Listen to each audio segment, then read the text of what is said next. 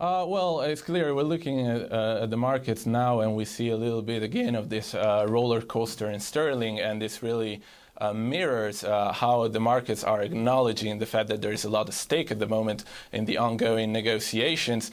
At the same time, I think there is still that effect a bit of a short squeezing, the fact that markets are extensively short sterling tends to have this short squeezing effect that keeps sterling well supported, despite the news flow has been a bit conflicting. Now, obviously, at the moment, everything will depend on what we get from the ongoing negotiations. So the question obviously is, will we get a deal by the end of today, and will it be shown at the EU summit tomorrow, and eventually will it be passed on Saturday by the UK Parliament? Still too many questions and not enough answers, so very hard to predict at the moment. Well, Francesco, let me ask you another question, if I may. Looking at the FX market at the moment at 128, is that a market that's pricing out the prospect of a hard Brexit, or is it a market that's pricing in the prospect of a real deal at this EU summit?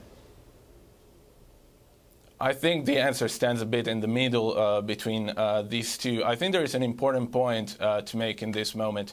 Markets, those fears about no-deal Brexit have probably been got away from the market, and this is because the latest days of negotiations probably showed the markets that Prime Minister Johnson is really determined to get a deal. Now, obviously, we're probably heading towards elections by the end of the year, and there were a lot of fears by the market that this would mean that if Boris Johnson were to get a majority, he may have pushed for a no-deal. But now, really, after these last few days, I think markets have realized or have convinced themselves that actually Boris Johnson will seek a deal even if he gets elected. And this is obviously positive, so I believe that this has put a floor below sterling. But if we get a deal, I think cable can run much more at 129, 130.